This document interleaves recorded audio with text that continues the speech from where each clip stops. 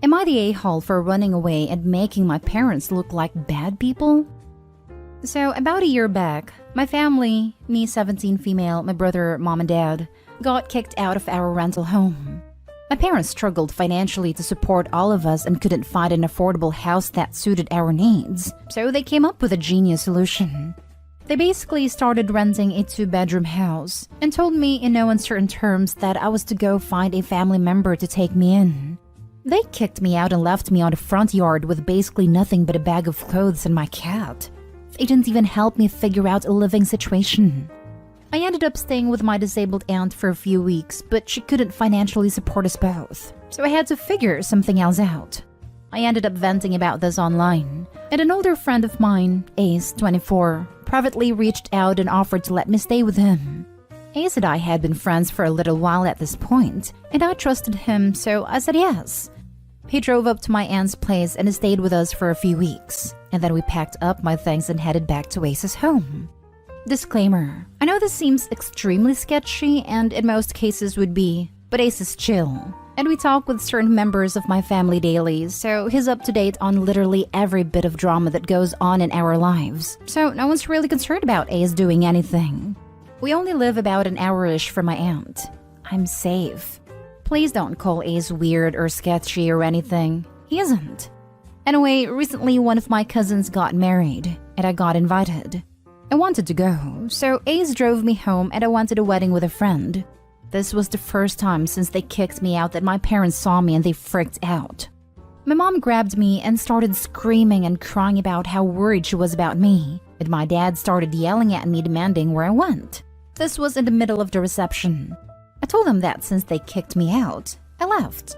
A lot of distant family heard this and got pissed off at my parents for kicking a minor out of the house, and others for them ruining cousin's wedding. In the chaos of people freaking out over my parents and trying to calm everyone down so the party could continue, I managed to sneak out and go back to Ace. We went home, and ever since I've been bombarded with calls from my parents, another family telling me to go back and stop hanging out with that pervert. I've been refusing and blocking numbers left and right. Also, my cousin forgave me for what happened at her wedding. She said she enjoyed the drama and having the attention off of her while her husband solely blamed my parents for what happened. I honestly think my parents don't actually care about me. If they did, then they would have contacted my school before now about me, or the cops. Or even my aunt who says that they never ever talked about me when they called her. Now for the top comments. Not the a-hole. By the way, your parents can't actually legally throw you out at 17. You could have gone to the cops. And your parents only looked like bad people here because they are. My mom kicked me out when I was 16. I walked to the police station. I was told, she can't kick you out. And I replied that she just did. It was met with another, she can't. I ended up leaving the station because they weren't going to actually do anything. Cops are useless. Yep, my friend's dad randomly started locking him out at 15. So he practically lived at my house. And you're right, the cops can't monitor that stuff and they won't. Not stay home. You did nothing wrong. And so long as you feel safe with Ace and he is helping you, I don't see a problem there. Your people who gave you life are just mad they are now known for not being parents. Not stay home. You didn't run away. They kicked you out. They made that scene because family was asking about you at the wedding and they didn't know how to answer. So when you showed up, they saw it as the perfect opportunity to turn it around onto you as running away to deflect from them kicking you out. They didn't expect you to tell the truth. Their little made-up story to save face didn't quite work out for them. Oh wow. And I was wondering, why did the parents start making a fuss of they're the guilty ones? How sordid of them. Not stay home. You didn't run away. You were abandoned. You were left to figure it out on your own, and their reaction was solely to deflect blame away from them. Rude and disrespectful not only to you, but to the bride and groom. You have no culpability in this situation. You could have gone to the police or CPS, and they could and should have been arrested. Please don't say you ran away. That makes it sound like you had a choice in this situation. You were abandoned and forced by them to find your own way as a minor. My heart breaks for you. When karma comes for them, please enjoy the show. Next story. Am I the a-hole for kicking my brother-in-law's wife out of my husband's wake? My brother-in-law, Andres, married to his longtime girlfriend, Bea, last year. The wedding was held 30 minutes from the city by boat. During the reception, my husband, Dante, collapsed. His brain aneurysm ruptured, and he never made it to the hospital. First day of my husband's wake, Andres and Bea came. Andres had been crying. I noticed how he looked like he hasn't had any sleep. Bea gave me her condolences and placed flowers beside my husband's casket. Andres was always there, only leaving to shower and change while Bea would visit every night.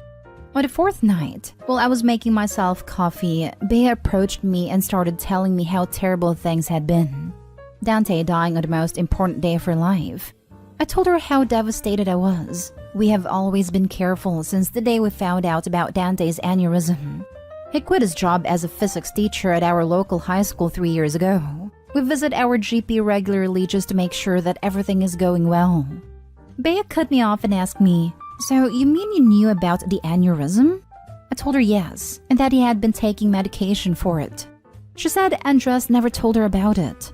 She continued saying it was reckless of us to dance and drink when we know about Dante's condition. He only had a glass of champagne. I asked her what she means, and she basically told me that had she known about my husband's illness, she never would have invited us to her wedding. She said we ruined her wedding. That after we left the island, the reception was cut short. Andres was so worried to even focus on his new wife. I told her to leave before I forget that she was ever my friend. She didn't listen and continued telling me how expensive her wedding was, and that by ruining it, I owe her half of the expenses. I shouted at her and told her to get over herself. My in-laws heard us and came to stop everything before it escalated. I told her to leave and never come back unless she apologized. My in-laws, who still didn't understand what's happened, told Andres to take Bea home. Both mother-in-law and father-in-law were upset with me for causing a scene in their son's wake. I didn't tell them what Bea said. They only found out after Andres told them. He and Bea had a fight, and they had moved their honeymoon, which was supposed to be a month after we buried my husband. To make the long story short, Bea didn't apologize. Until now, we still haven't spoken. I don't go to family dinners anymore, but I still have a good relationship with my in-laws. I do believe that I have all the right to be angry at Bea, but I also want to make my in-laws happy. They have been nothing but good to me. And unless Bea and I make up, there will always be tension in our family. So am I the a-hole for the way I reacted? Was kicking her out an overreaction? Not the a-hole. I'm not entirely sure why the in-laws keep inviting her to things after what she said, or why Andres even stayed married to her, but that's for them to worry about. You are under no obligation to go out of your way to socialize with someone who refuses to acknowledge their breathtaking insensitivity and self-centeredness. This, and this. Every word. I am flabbergasted. You went as far as commiserating with her on your own husband's wake. Because, yeah, it does suck to have this happen on one's own wedding. But this was already very, very mature of you. What you got after was just, wow. I especially loved the pettiness of asking for a refund. Yes, like it's okay for Bea to have these thoughts. Emphasis, thoughts. Because grief does weird things to people. And it was her wedding. But you know who you never freaking ever express those thoughts to? The goddamn widow or grieving family. Like, holy crap. Keep it to yourself and or your therapist. And then the part where she asked to be reimbursed. Holy chips. That was so far over the line she's been lost to the sunset. Not today, OP. Look, it's her wedding year and it was completely inconsiderate of OP to lose her husband during that year. Not a-hole. She basically said your husband died on purpose to ruin her wedding. That is beyond a-hole. It's cruel, insensitive and all that. For me, that would be lifelong no contact. This, my husband's best friend, was meant to be our best man and had been in the hospital for a while. But the morning of our wedding, he passed away. One of the groomsmen told me he'd passed, and I knew I was the only person who could break the news. My husband and I did a first look, and I remember thinking, how am I going to tell him that his best friend is gone? I was in my dress. We both had family from out of state, and the cake was there, the flowers, etc. I looked at the love of my life and told him his best friend was gone. Then I said, if you can't do this today, we won't. We'll figure it all out. I'm not going to stand by and watch you have to put on a brave face for the sake of a party when your heart is broken. My husband and I got married that day, at his insistence, and everyone told me later that his best friend wouldn't have had it any other way. We went to the memorial service on the last day of our honeymoon. If my brother-in-law had passed away at my reception, the absolute last thing on my mind would have been witching about a ruined party to his wife at his funeral. All I'd be able to do was sit next to her and provide my shoulder and remind her she's loved. Opie's not the a-hole, but dear God, I can't imagine what her in-laws are thinking. Next story is titled, Am I the a-hole for choosing my twin brother over my wife? I, 27 male, have a twin, Lucas, 27 male. We are very much alike in some things. He loves fitness and so do I. That's why I became a firefighter and is a gym manager. He has a motorcycle, Kawasaki Ninja 300 I'm pretty sure. He was on a closing shift and he got rear-ended by a crappy Ford. He broke his left leg at his collarbone and has a mild concussion. I broke down when I heard this, as he's my best friend. Forward 2 days after the crash, my wife is going to a wedding and I'm her +1. While we were getting ready to leave while she was doing her makeup, my brother texted me from the hospital and for me to please come to the hospital because he really needs comfort and is in pain and stuff. I told my wife about the situation and she yelled at me to not go there because he's a grown man that can suck the pain. I slammed the front door shut, leaving her with our baby and went on my motorcycle there. I didn't even think. All I could think about is how much of a witch she was then. I stayed with my brother overnight as I had work the next morning. Now, I have been getting texts from her family and friends saying I was an awful husband for not choosing your wife and choosing your brother. I blocked all of them. And now my wife is expecting me to apologize for something that she started and making me look after our baby as soon as I get from work. I told her I'm not apologizing until you are. I'm sorry, but he is blood related, my brother, and it hurts me to see him in that state. So, am I the a-hole? Now for the comments. Maybe after the divorce, you and your brother can get bunk beds. Fun! You're the a-hole. So you ain't even gonna bring up the fact that she said that he could suck up the pain and that she thought a wedding was more important than supporting a family member in need. It was 2 days after the crash. There was no immediate threat. The twin just wanted comfort, and they had a prior obligation. I'd be mad too. The brother wasn't in any life-threatening scenario where going to a wedding would cause Opie to miss anything. Especially as it sounds like the wedding was local. Not any overnight or anything. So yes, Opie's the a-hole all around. What's the dude going to do for his brother? Hey bro, how you doing? You okay? And magically the brother will get better and go water skiing? You're the a-hole. It sounds like you didn't want to go and this was a perfect excuse. Have you ever heard of this amazing concept called emotional support? Dude just got into a major accident that probably scared the absolute crap out of him, and is now alone in the hospital in pain. Opie shouldn't have left the way he did, although I understand being angry at that rather heartless comment she made. But if my sister was in the same situation, I wouldn't be going to a wedding instead of going to comfort her. I would expect my wife to understand that, and I know for a fact that my fiancé would understand. You don't visit people in the hospital because you can fix it. Also, if he just wanted an excuse not to go, he wouldn't wait until his brother asked for him when he was already about to attend. Or are you suggesting he asked his brother to call him at that moment, like he was a friend getting him out of a bad date? Edit. When I mean taking care of our baby, I mean not doing nothing. We made an agreement before she was born what jobs we would do. Example, she does the feeding and the nappy changing, and I feed her at night and put her to sleep.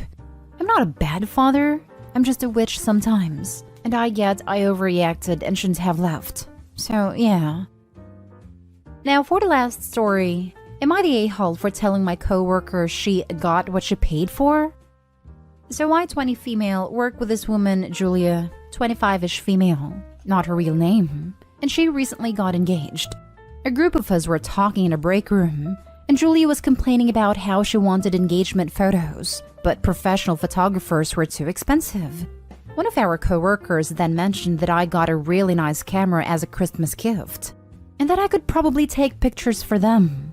Hearing this, I immediately said, yes, but I'm not a professional or anything. I just take pictures of my dog and stuff. Julia told me that a nice camera is a nice camera, and a photographer doesn't matter. She asked if I'll take free pictures for them, and I said I would.